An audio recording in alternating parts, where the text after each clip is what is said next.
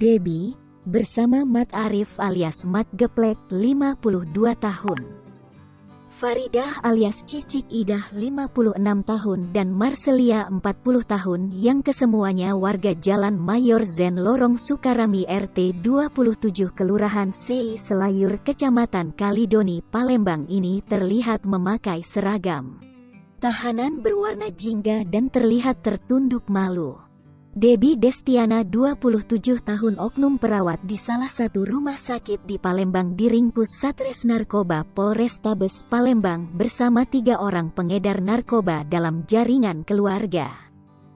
Keempat orang pengedar narkoba ini diringkus pada Kamis, tanggal 17 Juni tahun 2021, sekira pukul 10.30 di Jalan Mayor Zen Lorong Sukarami RT 27 Kelurahan Sei Selayur Kecamatan Kalidoni Palembang.